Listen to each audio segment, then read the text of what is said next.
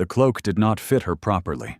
It was too long at the hem and too wide at the shoulder, and it smelled faintly of the kitchen passage it had hung in all winter, wool and wood smoke, and the cold particular to stone corridors that no fire ever quite reached. Cecily Vane had accepted it without question when Mrs. Hatch pressed it into her hands and explained, in a quick, breathless murmur, that 2 of the footmen were down with a fever, and would she be so good as to carry the wine-glasses through from the back passage to the ante-room before the gentlemen arrived. Lady Aldmere had said nothing to contradict the arrangement. Lady Aldmere, Cecily had learned in 14 months of employment, said very little when something useful was being accomplished on her behalf. And so Cecily stood in the dark wool cloak outside the ante-room door, her arms full of crystal, while the candlelight from inside threw a warm orange band across the stone floor where she waited, and listened to the voice of the man she was engaged to marry. She had known Neville Quill's laugh for 2 years. It was a pleasant laugh, open and frequent, and easy, the laugh of a man who has never had occasion to hold it back. She had liked it, once. She heard it now through the door, unguarded, and something in the quality of it was wrong in a way she could not yet name. She stood very still. The wine-glasses caught the light in thin ribbons. £200, Neville said, and laughed again.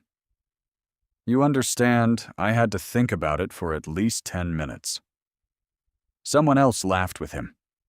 2 voices, then a third. And she has no idea?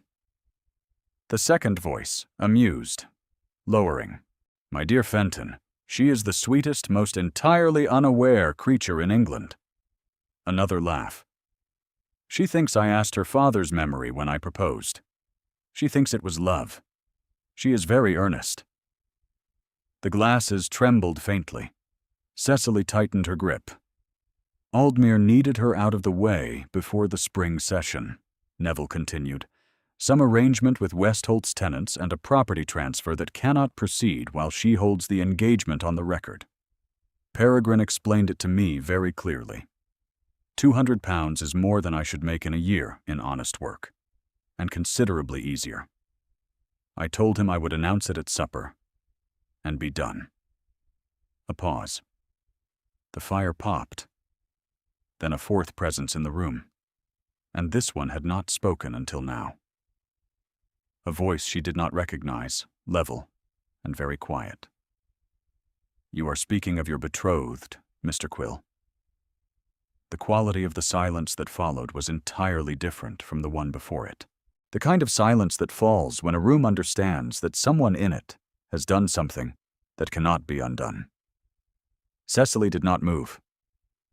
Lord Westholt, Neville said, and his voice had changed. I did not see you. Clearly, said the Earl of Westholt. Nothing more. The silence held. Then the sound of a chair pushed back, and Cecily heard footsteps cross to the far end of the room, and the distinct sound of the terrace door opening against the cold and closing. She stood in the cloak for another moment. Then she carried the wine-glasses through the passage to the sideboard, placed them without sound in their proper order, and walked back out the way she had come. She did not cry. She noted this, distantly, as though it were a fact about someone else. Her hands were steady. The cloak was warm. The stone corridor was cold. She had £200 worth of news to digest, and she intended to digest it quietly, and she was not at all certain what she intended to do next. She had known for some time that she was considered a minor inconvenience by the greater household. She had simply not known she had been sold to resolve the fact.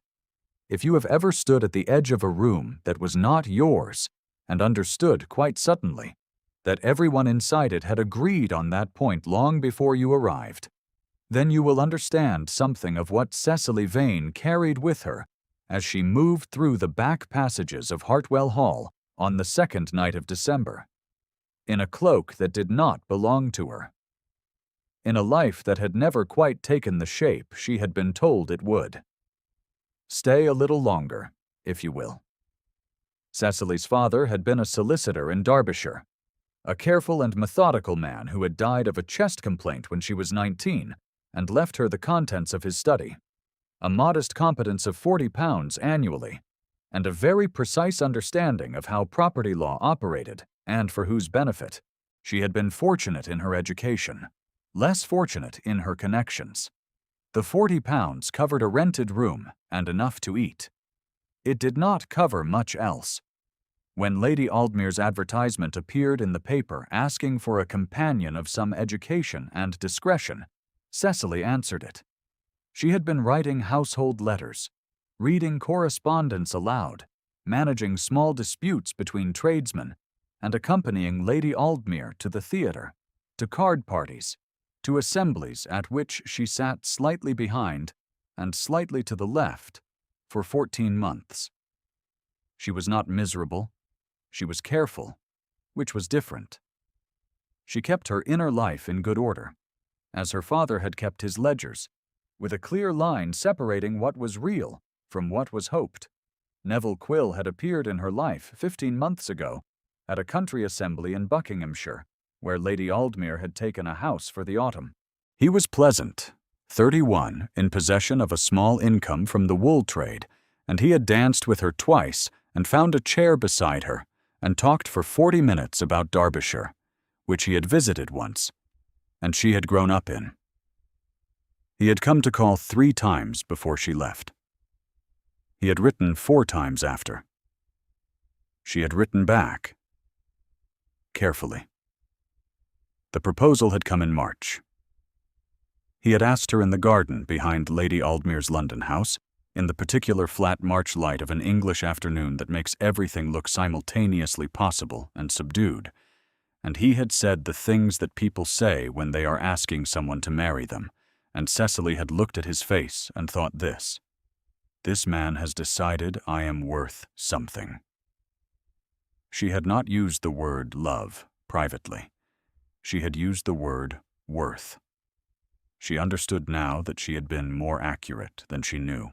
The engagement had been formally recorded and announced in the modest way appropriate to her station, and Neville had visited twice in the following months and written with reasonable regularity, and Cecily had begun to quietly calculate what it might mean to live in rooms that were her own, to sit at a table where the conversation was not work. Lady Aldmere's daughter-in-law, Mrs. Harriet Aldmere, had been the first to say it, 3 weeks earlier, in the drawing-room at Grosvenor Street, when she thought Cecily was upstairs. In a voice not sufficiently lowered. I cannot think what Neville Quill sees in a solicitor's leftover. She has nothing, Peregrine. She is nothing. Peregrine Aldmere had made some sound of agreement. Cecily had stood in the hallway and considered what to do with the information, and then she had walked past the drawing-room door without entering and gone upstairs and sat at the small desk in her room and worked through the household accounts for 20 minutes until her hands were steady. She had not spoken of it. She had thought it the ordinary cruelty of people for whom cruelty costs nothing. She had not understood that it was also administration. Edmund Calder had inherited Hartwell Hall 3 years ago, when his brother Robert fell from a horse on the Westholt estate in the last frost of February. Robert had been 37, healthy, laughing, and dead before the grooms reached him. Edmund had been in London, unreachable in the way that men who are angry at their brothers are unreachable, by choice, with every surface of justification. He had come home to find the estate entailed to him, the title his, Robert's young wife already in correspondence with a solicitor, and Robert's 7-year-old son, Thomas, standing in the front hall beside Mrs. Hatch, looking at Edmund with the patient expression of a child who has begun to understand that the adults around him are managing something difficult. Thomas was 10 years old now. He still lived at Hartwell. Edmund was quietly and without particular announcement responsible for him in every way that mattered. He did not speak of Robert often. He did not speak of his own situation often. He moved through his estate with the particular self-containment of a man who has decided that the most dangerous thing he can do is make another person dependent on him and then fail them in the ordinary, inevitable way of human beings. He was correct and cold and unfailingly attentive to whatever was placed immediately in front of him. His tenants respected him. His housekeeper was loyal to the point of discretion. Visitors to Hartwell found him perfectly courteous and went home puzzled that they had told him everything, and he had told them very little. He had not invited the Aldmere party for his own sake. The arrangement had been Peregrine's idea, a property negotiation dressed in the clothes of a winter supper, and Edmund had agreed to it because the terms were fair and because he had not thought carefully enough about who Peregrine would bring with him. He had met Neville Quill twice before tonight and found him charming in the way of men who have learned that charm is a tool and have not yet been called to use anything else. He had not, until tonight, heard Neville Quill speak of his betrothed. Cecily did not return to the drawing room immediately after replacing the glasses. She told herself she was composing herself, and this was not quite a lie. She moved along the back corridor toward the servants' stair with the intention of reaching the small room off the east passage that Lady Aldmere had assigned her for the weekend, and she was nearly at the turn when she heard, from somewhere below the landing, a very small sound. She stopped. A child crying is a particular sound, not quite like any other, and it is not very loud when the child has decided, at 10 years old, that crying is something to be done privately. Cecily had learned to recognize the sound when it was trying not to be heard. She went to the head of the servants' stair and looked down. Thomas Calder was sitting on the 4th step from the bottom, in his nightshirt and no shoes, his arms around his own knees, listening to the noise from the drawing room on the far side of the house, with the particular expression of a child who is frightened and is working very hard to be reasonable about it. He looked up when he heard her step.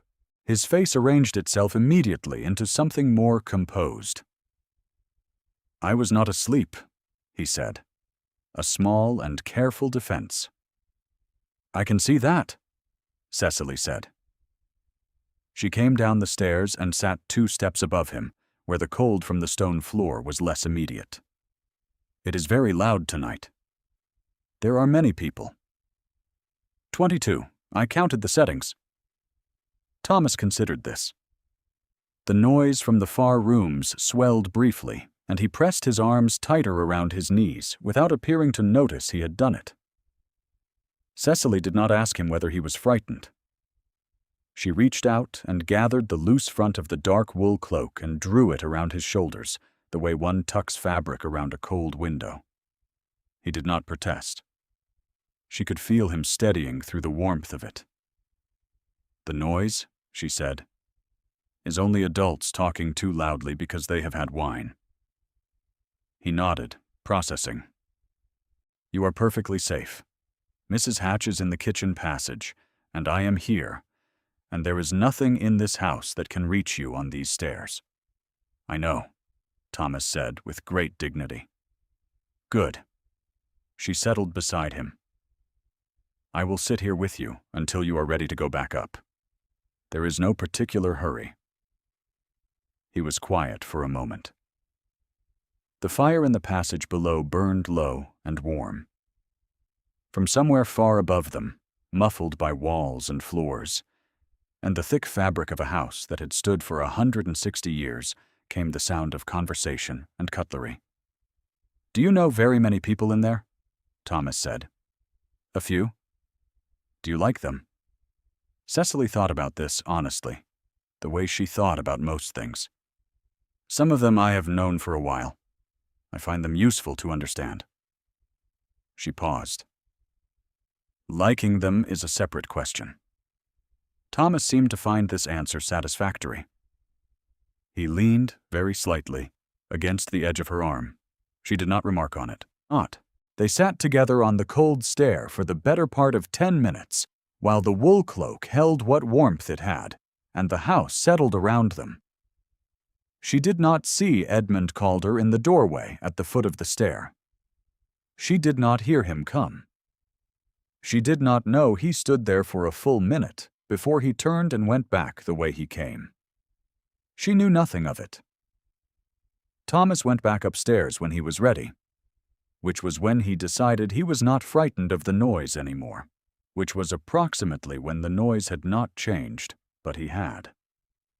Cecily watched him go, saw him safely to the landing, and then stood alone in the passage for a moment, with the servant's cloak around her shoulders and the low fire at her back. And she thought plainly. She was 23 years old, and tonight she had learned she was a ledger entry, and she was standing in someone else's wool, and she did not know quite what to do next. Then she squared her shoulders and went into supper, into the dining room at Hartwell was a long room with high ceilings and 4 iron chandeliers that threw light generously over a table set for 22. Cecily found her place near the lower end, between a Mrs. Fairweather, who was Lady Aldmere's cousin, and an empty chair where a Mr. Cavendish was expected and had not yet arrived. She sat and placed her napkin and examined the table with the careful eye she had trained over 14 months of watching how people seated themselves relative to those they wished to impress, those they wished to manage, and those they wished to ignore. Peregrine Aldmere sat near the head, to Lord Westholt's right. He was 38, florid, prosperous in the way of men whose prosperity requires maintenance.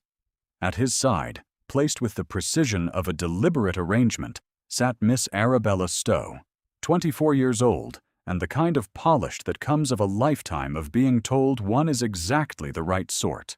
She wore pale blue silk and had her hair dressed high, and she spoke to Peregrine with the easy fluency of people who have been placed next to each other often enough that conversation requires no effort. She did not look in Cecily's direction. She did not need to. Neville sat at the middle of the table, between 2 men Cecily did not know. He had dressed well for tonight, which she noticed because she had always noticed when he dressed well, had taken pleasure in it once.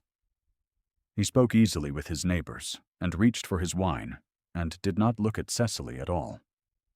Edmund Calder sat at the head of the table. He was a contained man at a table of animated people, the way a dark hill in the middle distance stays still while weather moves around it.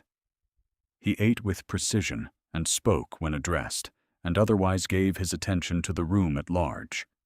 And twice, in the first hour, Cecily looked toward the head of the table and found him looking back at her. Not at the table. Not at the room. At her. She looked away both times. The second time she looked away, she pressed her palm flat on her thigh and felt her own heartbeat through the thin wool of her gown, and told herself it was the heat of the room. She had risen once, briefly, to speak to Lady Aldmere at the far end. Neville had intercepted her in the corridor between the dining room and the anteroom, where he was emerging from a conversation with Fenton. He had not touched her. He had simply appeared in her path, and in his face she saw, for the first time clearly, the kind of comfort that comes of believing you will face no consequences. "My dear Cecily," he said pleasantly. "Mr. Quill," she said. She made her voice level. She did not know what she would say next, and so she did not say anything next. "You look well tonight." He said it the way one says it to a portrait. An observation, not a compliment. She waited. His eyes moved past her, briefly, to where Fenton had gone, and back. "I hope you will find the arrangements for the evening satisfactory," he said, and then he smiled at her. The pleasant smile, the open, easy, practiced smile.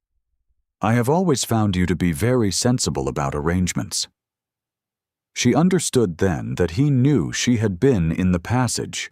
He had heard her there, or guessed it, or been told. And he was here to assess whether she would make a scene. She looked at him for a moment. I find, she said carefully, that I am entirely sensible this evening. You may reassure yourself on that point. He nodded, relieved. He touched her elbow, briefly, as though they were still engaged and this were a normal evening, and said, "A solicitor's leftover is too good for this company anyway," and it was delivered as though it were a compliment, as though he were defending her, and the horror of it was that perhaps he thought he was. Then he went back into the anteroom. Cecily stood alone in the corridor for 3 measured breaths. Then she went to speak to Lady Aldmere. She had not yet spoken directly to Lord Westholt when the evening took the turn it took, but she had passed near him once in the corridor outside the drawing-room, and he had paused rather than continued, and she had paused in the way one must when an earl does not move, and he had looked at her with that particular quality of attention she had first noticed in his voice through the anteroom door. Direct, undecorated, and extremely inconvenient. "Miss Vane," he said. She did not know how he knew her name. She was a companion. She was not introduced at supper parties. "Lord Westholt," she said. "You are settled for the evening," he said. It was not quite a question. "Adequately," she said. She watched him, the way she watched most things, with the front of her face very still. He seemed to be deciding something. He looked briefly at the floor, then back at her. And she had the strange sensation that the decision he was making had been in process for some time, and she had simply arrived at the moment of it. "You have nothing to collect from the upstairs rooms?" he said. "No item left behind in haste?" She understood him then, or thought she did. He was offering her an exit. She felt something tighten in her chest that was not quite gratitude and not quite anger.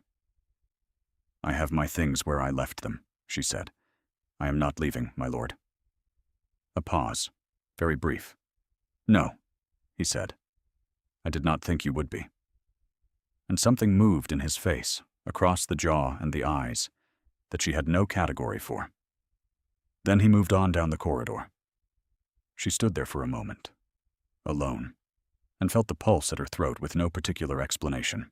Later that evening, after the company had separated and the gentleman had lingered over port, and Cecily had gone upstairs on the pretext of a letter for Lady Aldmere, she sat for a moment at the small writing table in her assigned room, and did not write anything. She listened to the sounds of the house. She heard, distantly, the library door open and close, and then a long silence, and she thought of the man at the head of the table, who had looked at her twice in an hour, and then offered her a quiet exit. She had refused, and she thought he knew something it would be useful to know. She had heard the quality of his silence in the anteroom, the way the room had changed when he spoke Neville's name. She had heard the specific kind of stillness that comes of a person controlling something they are deciding not to act on yet. She went back downstairs. She did not know why. Or rather, she knew, but had not yet named it.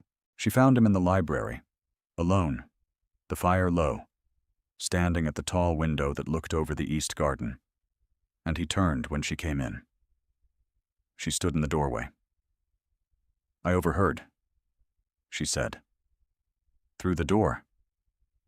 I want you to know that I was not eavesdropping in the usual sense. I was carrying wine glasses." He looked at her for a moment. "I know," he said. £200, she said. She said it evenly. She was proud of that. "I have been calculating what I am worth to various parties for some hours, and I find the arithmetic is very clear." He was quiet. He did not offer her comfort. He did not say something useful about her value or her future. He asked her instead, "Did your father teach you his trade?" The question landed strangely. "Something of it," she said after a moment. "Enough to read a contract. Then you will be able to read the document Peregrine intends to produce at supper tomorrow." Something went cold in her that had been almost warm. He intends to produce it publicly. He told me at port tonight that he intends to resolve the matter cleanly so the season may proceed. His voice was without expression. He said it the way one reads a bill of particulars. He will name the dissolution and offer you passage back to London in the morning. She breathed carefully. She looked at her own hands, which were pressed flat on the door frame. "And you are telling me this," she said. "Because—" He turned slightly back to the window. In profile against the cold glass, in the firelight, he was a man carrying something that had grown very heavy over a long time. She saw it now. She had not seen it at supper. "Because," he said, "you are standing in this house in a cloak that does not belong to you, and you have not wept, and you have not run, and you spoke to Thomas on the servant's stair for 10 minutes when you thought no one was watching, and I am tired of men in my library deciding what things are worth." He turned back to face her. "Tell me what you need tonight." She did not answer him immediately. The fire settled. Outside, the frost was beginning on the grass. Then she said, "A night's sleep and the morning." She looked at him directly. "And whatever it is you are not saying." A pause. One of his hands moved slightly toward his coat pocket and stopped. She noticed it. She noted the stopped motion and filed it alongside the things she was learning about Edmund Calder that she had not set out to learn. "I will be in the dining room tomorrow," he said. "That is enough for tonight." She understood that it was a promise, and she went upstairs. He stayed in the library for a long time after she left. The fire died down. At some point, he put his hand in his coat pocket and took out a folded letter, very worn at the folds, the paper pale where it had been handled. He did not open it. He had not opened it in 3 years. He simply held it. The weight of it? The weight of the knowledge that it existed and that his brother had written it, and that he had let it arrive too late to answer. Robert's handwriting on the outside was still clear. 2 words. Just his name. He put it back.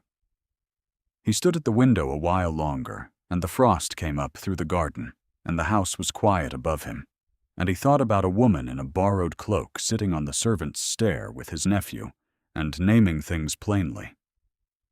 She named the 3 things plainly. The party noise was only adults talking too loudly. He was perfectly safe. And she would sit with him on the stairs until he was ready to go back up. He thought about the cost of not naming things plainly when you had the chance. She slept badly and woke at 5, which was her ordinary time, and lay still in the dark of the small room listening to the house arrive at itself. The distant sounds of the kitchen, a cart on the drive, the particular morning silence of a country estate that has held its breath through the night and is only now beginning to exhale. She washed her face in the cold water from the basin. She dressed carefully, which was the thing she always did when she was frightened. Her second gown was slightly better than the one she had worn the evening before. A dark gray merino with a narrow cream trim at the throat that her mother had left her. And she put it on with the deliberateness of someone making an argument with their clothing. She thought about what Edmund Calder had said. He would be in the dining room. That was enough for tonight. She had turned it over in the dark and could not quite see what it meant. Only that it was a promise of some kind, and promises from men who kept folded letters in their coat pockets were promises that had been thought about. She spent the morning doing what she had always done in difficult circumstances, which was to make herself useful. She helped Mrs. Hatch with the breakfast arrangement. She wrote 2 letters for Lady Aldmere, who was in good spirits, who did not appear to know or particularly care what was coming. She read for an hour in the library alone, the fire built up well, the frost still on the east garden outside the window. She held the book and turned the pages and read nothing. At 11 o'clock, she saw Neville Quill cross the front hall in his traveling coat, his bags already brought down, and she understood with a cold clarity that he had arranged his departure before supper. He was not going to witness it. He had been paid £200 to dissolve an engagement and deliver a woman to her humiliation, and now he was leaving, because watching was not part of the arrangement. She stood in the doorway of the library. He passed without seeing her. The front door opened and closed. The sound of wheels on the gravel. She felt nothing. That was the most useful thing she could have told you, if you had asked her then. She thought she would feel something, that she had been keeping it at a distance and eventually it would arrive. But it simply had not come. There was an absence where he had been. Not grief. Only the sharp, clear understanding that what she had taken for 2 years to be a man of substance was in fact a pleasant coat over a vacancy. She had known the sound of his laugh, and the particular gesture he made when amused, and the fact that he had once read a novel she admired, and she had made a man out of those materials. And he had not been there. She was 23 years old. She had £40 a year, and a room that was not hers. She was about to be named publicly as a thing that had been resolved. She thought of Edmund Calder's hand moving toward his coat pocket and stopping. She went to dinner. The table was quieter on the second evening, the arrangement less elaborate, the company settling into the comfortable disproportion of people who have eaten together once and established the hierarchy. Cecily sat in the same place. Mrs. Fairweather was cordial. The empty chair on her right had been filled by Mr. Cavendish, who had arrived late and who seemed disinclined to converse with anyone. The wine was poured. The soup was served. Cecily ate with care and watched the room. Peregrine Aldmere had a document folded in the interior breast pocket of his coat. She could see the slight thickening there when he turned to speak to Arabella Stowe, who was once again installed at his left. Lady Aldmere spoke with Mrs. Fairweather about the winter roads. The fire was very high. The chandeliers held the room in a generous warm light that made everyone look, briefly, like the people they wished to be. She had not looked toward the head of the table.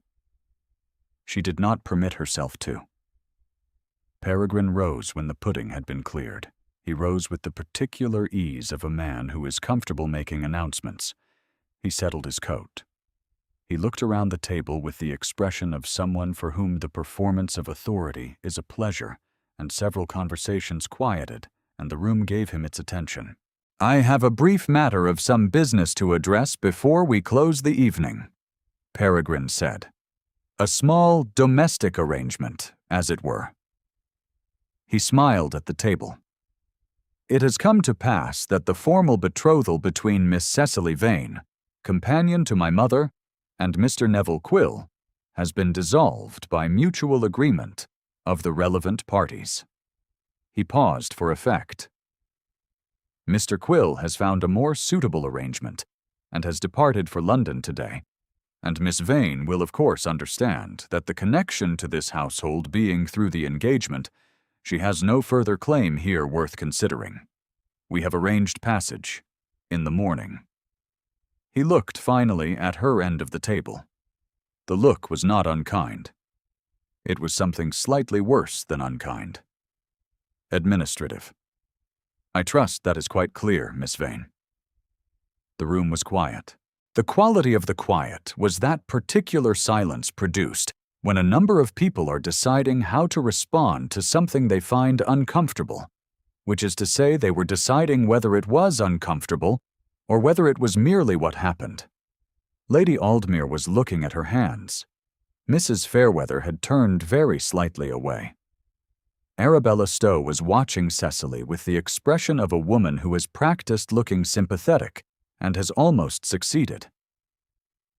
"A solicitor's leftover," Peregrine added, mildly. to no one in particular. These arrangements never hold as they ought. He reached for his wine. Cecily set her own glass down. She set it down without sound, the faint click of crystal on the tablecloth. The only thing she permitted herself. She looked at Peregrine Aldmere for one moment with the full weight of everything she knew about him, which was considerable, and which she had never, until now, had any particular need to use.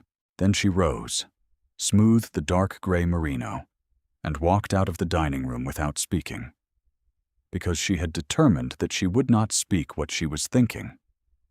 Not in this room. And she walked the corridor to the passage hook near the servants' stair, and she took down the dark wool cloak, and she put it on. She did not know why. It was not cold in the house.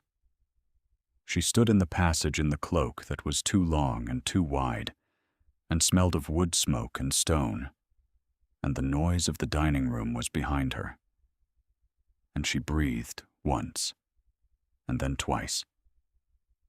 And she was entirely calm and entirely without plan and entirely aware that she was standing at the edge of the life she had tried to construct, and that it had been taken from her, not by any failing of her own, not by any misfortune of the kind that is no one's fault, but by the deliberate calculation of people for whom she was a small inconvenience. And the thought arrived with perfect clarity. She was 23 years old with £40 a year, and I have my father's understanding of a contract, and I have given no one any cause to use me this way. The thing that had not come all day came then. Not grief, not loss. Fury. The clean, specific fury of a person who has been treated as a line in someone else's ledger and has finally understood it fully. It arrived, and it was very quiet, and she stood in it for a moment. And then she heard the dining room door open behind her. She turned. Edmund Calder had come after her. He did not cross the full length of the passage. He stopped at the point where she could see him clearly, which was close enough that she could see the decision in his face.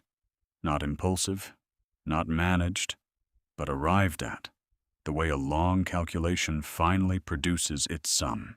He was in his dark coat and his white cravat, and he was a controlled man who had, for once, decided to cross a room in the full sight of 21 witnesses, and she understood from the sound of the dining room behind him that the door had not fully closed.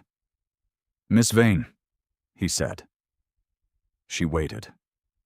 He looked at her for a moment that held the whole weight of a house at night in December, and a child on a servant's stair, and a letter folded in a coat pocket, and 2 years of watching his own silence cost him things he had not planned to lose. Then he looked past her, briefly, to where the passage was empty, and back. "I am going back into that dining room," he said, "and I am going to say something in front of those people, and I would ask you to be present to hear it, if you are willing." She considered him. "What will you say?" He looked at her. "The truth," he said, "which I should have said an hour ago and did not, for which I apologize." He paused. "You are under no obligation." She looked at his face for a long moment. She was very still, and she was furious. And she was also, underneath the fury, something else she had not named yet. The way one does not name a thing while it is still arriving. She thought of the way he had not moved when she refused his offered exit. The way he had asked what she needed, and waited while she answered honestly. The way he had stood at the window, with the frost on the garden outside, and said he was tired of men in his library deciding what things were worth. "I am willing," she said.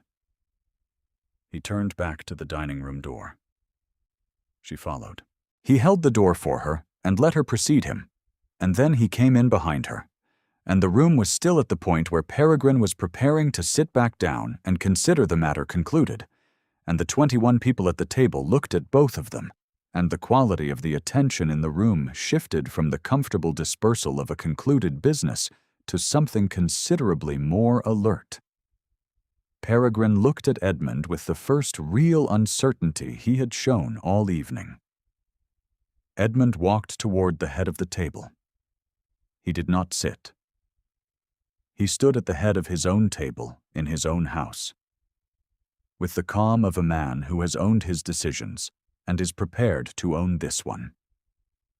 And he looked at Peregrine Aldmere with the particular quality of a man who has extended a great deal of patience over a very long evening and has now retrieved it. "I will address the arrangement you mentioned," he said.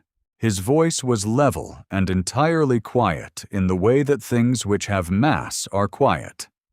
"The property transfer we discussed this spring does not require the dissolution of any prior engagement. I informed you of that fact in September. If a letter was sent to Mr. Quill on the subject using my house as the occasion for the arrangement, it was sent without my knowledge and without my authorization." He paused. "I will be writing to my solicitor tomorrow to clarify the record on that point." Peregrine opened his mouth. "Miss Vane is the woman I intend to marry," Edmund said. Silence. The kind of silence that has weight. The kind that falls over a room like snow, covering everything that was there a moment ago, altering the shape of the whole. Peregrine sat down. He simply sat down. The document in his interior pocket remained there. The wine in his glass remained there. He looked at Edmund Calder with the expression of a man who has just understood that the board on which he was playing has been removed from under the pieces, and that understanding was quiet and absolute, and there was nothing to be done with it. Lady Aldmere was looking at her son with an expression that contained, underneath the composure, something that might have been relief or shame, or the specific recognition of a woman who knows when an arrangement has run beyond what she intended it to. Arabella Stowe looked at her plate. Mrs. Fairweather, on Cecily's right, made a small sound that was not quite speech. Edmund turned from the table. He looked at Cecily, who was standing at the edge of the room in a servant's cloak that did not fit her, with her hands loose at her sides, and her face perfectly composed, and her eyes very bright. And he said, in a voice that was only for her, "If you will come into the hall." She followed him out. Afterward, the people at that table would reconstruct the moment many times. They would disagree on small details, whether Lady Aldmere had spoken, whether Arabella had looked up before or after. They would not disagree on the quality of the silence, which was the silence of something long wrong becoming, all at once. Right. They went into the hall, and the dining room door closed behind them, and Edmund stopped at the foot of the main stair and turned to face her. And in the firelight from the hall grate, he looked like what he was, a man who had made a decision in a room full of witnesses and had no intention of walking it back. "That was rather more than one truth," she said. Her voice was steady. "Yes," he said. She looked at him. The wool cloak was heavy around her shoulders. "You said the truth. I believe you included a proposal." "I did." "You did not ask?" "No," he said. "I stated." He looked at her directly. "I am aware that the form is inadequate." She held his gaze. Her heart was doing something she did not have a name for. And she was the daughter of a solicitor. And she had been raised to know when the terms of a thing needed to be established clearly before any proceeding could continue. "You should know," she said, "that I have £40 a year and no connections, and I have just been publicly released from an engagement by a man who was paid to release me, and I am standing in a borrowed cloak, and I am very angry." "I know," he said. "And you are the Earl of Westholt." "I am." "The arithmetic is not obvious," she said. Something moved in his face. Not quite a smile. Something warmer and harder than that. My brother's letter is in my pocket, he said. It has been there for 3 years. I argued with him about money. And then he died, and I never answered him. And I have not been able to put the letter down since. Because putting it down means deciding what to do with having failed him. And I have not yet managed that. He paused. I am telling you this because you asked me last night what I was not saying, and I did not answer you.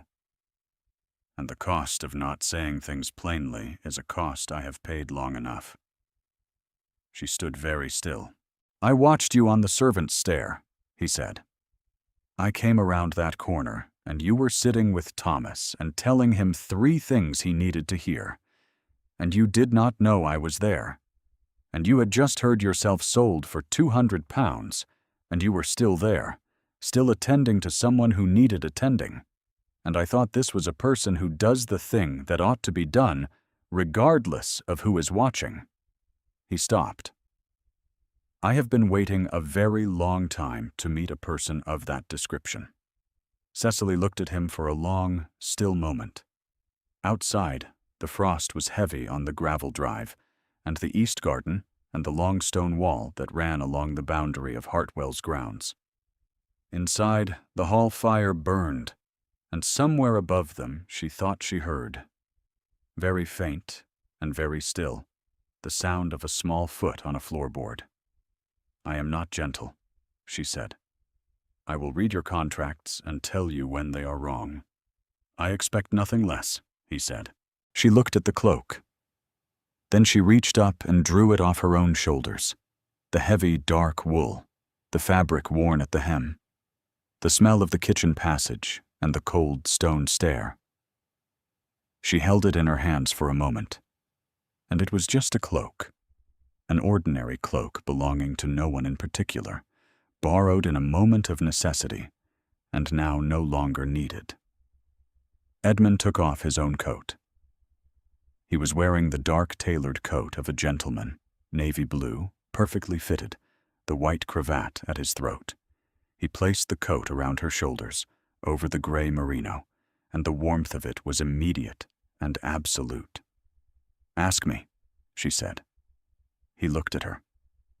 The coat settled on her shoulders. He said very quietly, in a voice that was only hers, Cecily, will you marry me? She held his gaze for a moment, in the fire-warm hall of a house that had stood for 160 years and had held many things, and she said, Yes. Mrs. Hatch appeared from the servants' passage a moment later, which was perhaps not coincidental, and Cecily placed the dark wool cloak in her hands, folded neatly, and Mrs. Hatch took it without remark, in the way of a woman who has managed a great house for 20 years and has learned that some moments do not require commentary.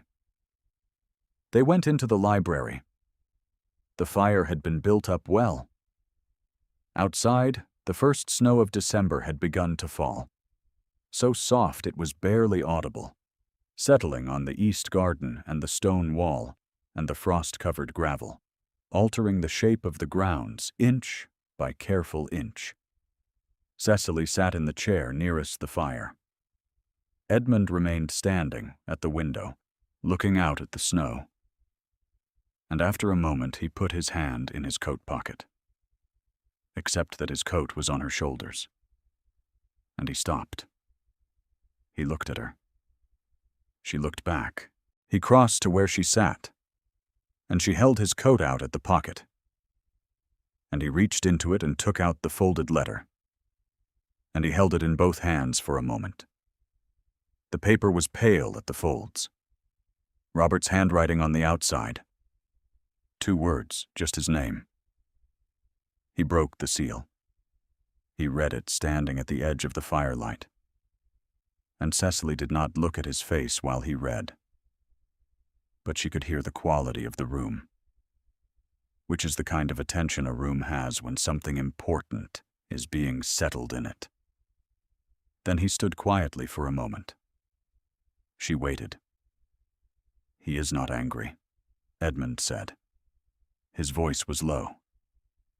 He is not even reproachful. He is only saying that he knows I will come around, and he wants me to know that the money does not matter, and that Thomas asks for me, and he thinks I should come home. He folded the letter carefully. He held it a moment more. Then he placed it on the mantelpiece, above the fire, open in the warm air propped against the clock, and the snow fell outside. The fire settled and gave off its warmth. Upstairs, Thomas would be in his room by now, almost certainly awake, watching the snow come down over the east garden from the height of the nursery window. "He was right," Edmund said. "I should have come home." Cecily did not say anything to that. She was very still, and the coat was warm on her shoulders. And she understood that she was sitting in the library of the house she would one day live in. On the night that had started with a servant's cloak and ended here, and there was no word for what that felt like except perhaps sufficient. True, the right size of a thing after years of living in things that did not fit. The clock on the mantelpiece ticked. The letter stood open above the fire. Robert's handwriting on the outside, his brother's name, just that, written with the patience of a man who was willing to wait. The snow kept falling. Edmund sat down across from her, finally, and the fire was between them. And they were quiet for a long time in the way of people who have said the necessary things and have no need of more words yet. And the year turned toward its end in the particular silence of a cold December night in an old house with the snow coming down.